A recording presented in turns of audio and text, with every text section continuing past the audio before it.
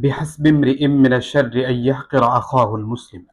কোনো ব্যক্তি মন্দ হওয়ার জন্য এতটুকুই যথেষ্ট, সে তার মুসলিম ভাইকে তুচ্ছ-তাচ্ছিল্য করে। কুল্লুল মুসলিমি আলাল মুসলিমি হারামুন। প্রতিটি মুসলিমের উপর অপর মুসলিমের কয়েকটি বিষয় হারাম রয়েছে। দামুহু ওয়া মালুহু ওয়া ইরজুহু। তার রক্ত, সম্পদ এবং সম্মান। রক্ত হারাম বলতে অন্যায়ভাবে হত্যা করা। কারো সত্য কথা বলা আমার অপছন্দ, তাকে দুনিয়া থেকেই সরিয়ে দিলাম, যেটি বিগত ফ্যাসিস্ট সরকারের আমলে হয়েছে। ২ নাম্বার হচ্ছে সম্পদ মালিকের স্বতঃস্ফূর্ত অনুমতি বিরুদ্ধে সম্পদ ভোগ করা, সেটা মূল্যের দিক দিয়ে যত কমই হোক না কেন। ৩ নাম্বার হচ্ছে মান, সম্মান, মর্যাদায় আঘাত দেয়া। এটা কয়েকভাবে হতে পারে। এক তো হলো আমি কাউকে সরাসরি লজ্জা দিলাম অথবা লোক সম্মুখে তাকে হেনস্থা করলাম।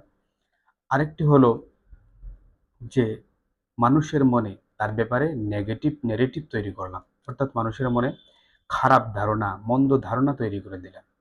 কারো ব্যাপারে মানুষের কাছে এমন কথা বলা যেটা তার মনে সন্দেহ তৈরি করে, যা ধীরে ধীরে সত্য হিসেবে ধরে নিতে শুরু করে। আর এটা যদি হয় নির্দিষ্ট রাজনৈতিক দলের বিরুদ্ধে, ব্যক্তির বিরুদ্ধে হলে তো তার কাছে ক্ষমা চাওয়ার একটা সুযোগ রয়েছে।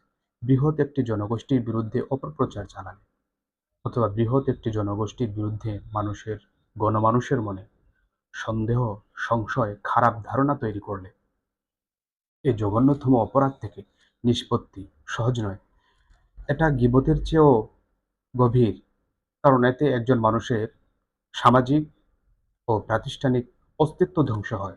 এ কারণেই নবী করিম সাল্লাল্লাহু আলাইহি ওয়াসাল্লাম সম্মানকে রক্ত ও সম্পদের সাথে এক কাতারে রেখেছেন।